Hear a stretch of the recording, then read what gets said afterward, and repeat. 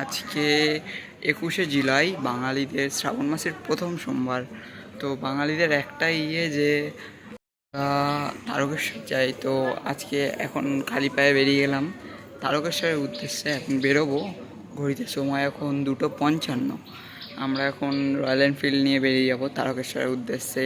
তোমাদের দেখাবো ওখানে কেমন কি ব্যবস্থা এবং কেমনভাবে পুজো দিতে পারি, আজকে কি ভিড় আছে কি নেই সেটা। বাবাও এখন খালি পায়ে রয়্যাল এনফিল্ড স্টার্ট দিচ্ছে।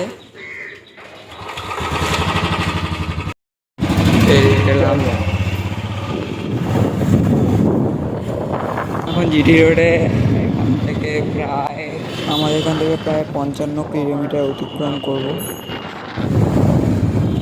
কিছুদিন আগে রথ গেছে, শ্রীরামপুর মায়েসের রথ। এই যে রথ, এখনো মেলা আছে।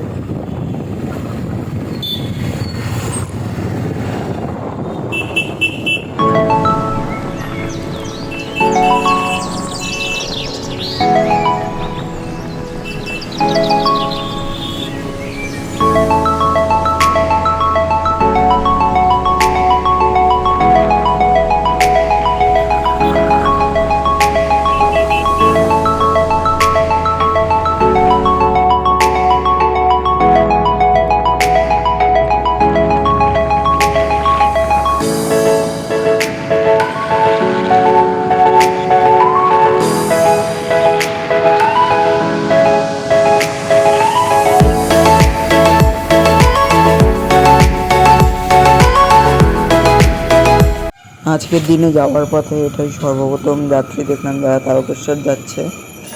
এখন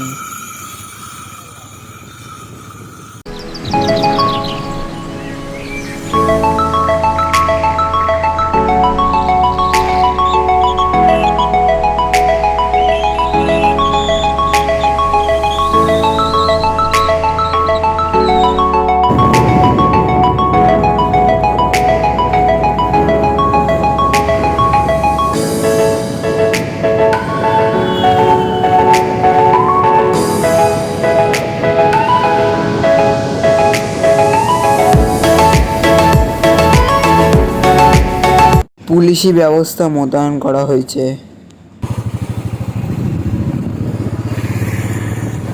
মহিলা, পুরুষ, বাচ্চা সবার জন্য শৌচালয়ের ব্যবস্থা, পানীয় জল সব ব্যবস্থা করা হয়েছে এবছর, যেন যাত্রীদের কোনো অসুবিধা না হয়। এখানে একটি ব্রিজ তৈরি হয়েছে যাতে যাত্রীদের অনেক সুবিধা হচ্ছে যাওয়ার ক্ষেত্রে। দেখুন ব্রিজটা, নতুন ব্রিজ। এখানে তারকেশ্বর যাওয়ার জন্য খুব সুন্দর একটি, যাত্রীদের জন্য খুব সুন্দর একটি ব্যবস্থা।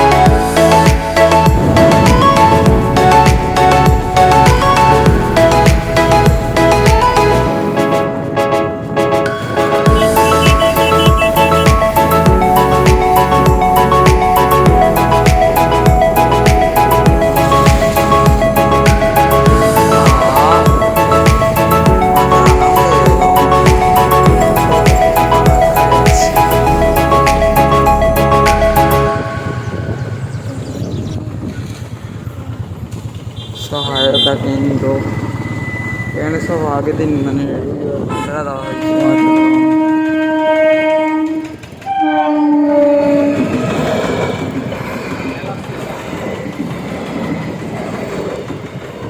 যাত্রীরা এখনো যাচ্ছে, আজ সোমবার তাও যাত্রী আছে। আজকে এটা সব রাত্রে আমার মনে হয়তো জল ঢালবে বাবার মাথায়। এই যে কাশী বিশ্বনাথ চলে এলো, কাশী বিশ্বনাথে অনেকে স্টে করে।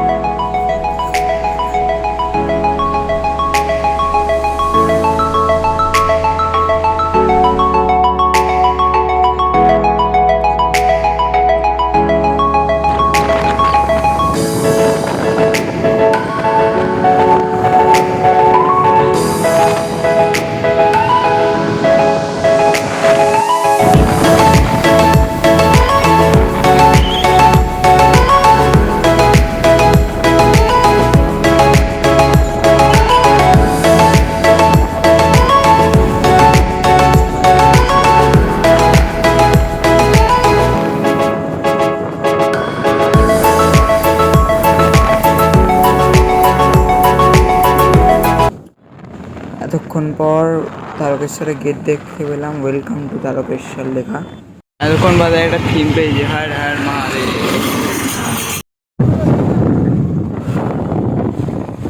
চলে এলাম বাবা তারকেশ্বরের একদম মন্দিরের সামনের যে গেটটি আছে সেই গেটে। এখন মন্দিরে যাব।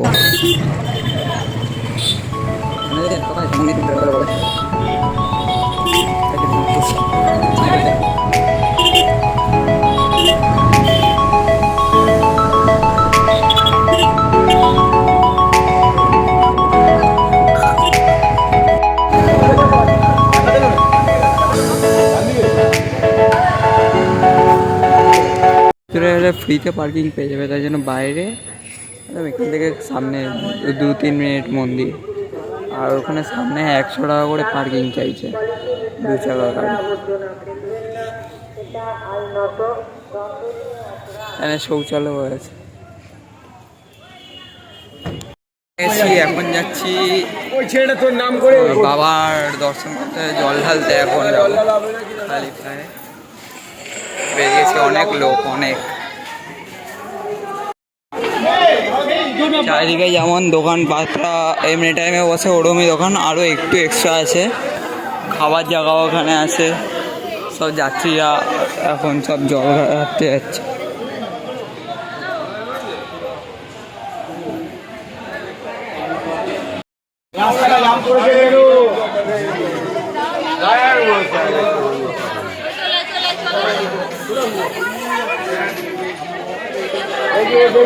চলুন।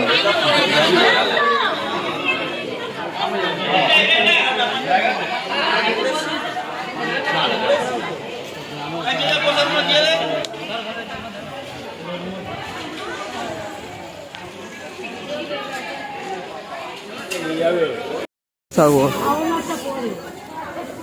বাবা তারকনাথ দুধসাগর।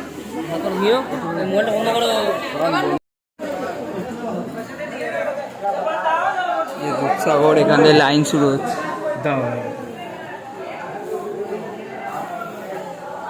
তুমি কোথায় গেল?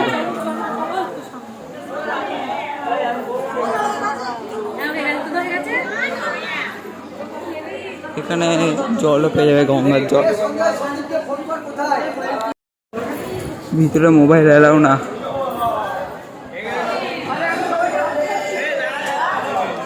সাল তখন 1728। সেই সময় হুগলি জেলা ছিল বন জঙ্গলে ভরা। সেই সময়ে রাজা ছিল রাজা ভার মল্ল রাও। সেই রাজার ছিল এক বিশাল গোশালা। সেই গোশালায় তার একটি প্রিয় গরু ছিল কপিলা। সে কপিলাকে রাজা একটি গোয়ালাকে দায়িত্ব দেয়। সে কপিলা অনেক দিন ধরে অনেক কম দুধ দিচ্ছিল। সেই কারণে রাজার খুব দুশ্চিন্তা হয় এবং সে গোয়ালাকে ডেকে পাঠায় এবং সেই কথাটি বলে। সে সেই কথাটি শুনে কপিলার পিছন করে এবং সে দেখে সে একটি পাথরের ওপর তার দুধ দান করছে।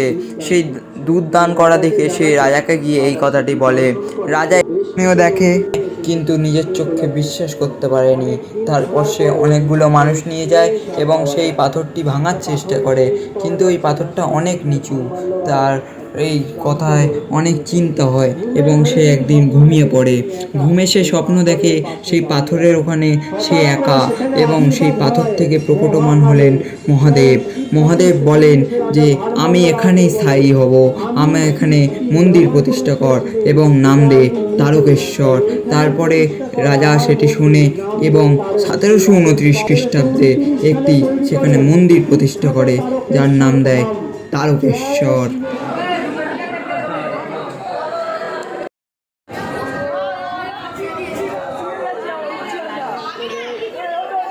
জলের কত ড্রাম দেখতে পাচ্ছে। সবে আজকে শ্রাবণের প্রথম সোমবার, তাতে কত মানুষ জল ঢেলেছে।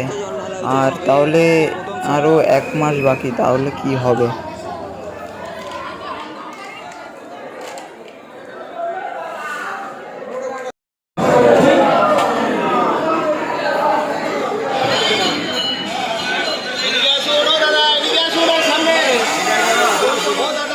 এখন চলে যাব আবার গাড়ি করে বাড়ি। কেমন লাগলো ভিডিওটা বলবে। হর হর মহাদেব, জয় হিন্দ, জয় ভারত।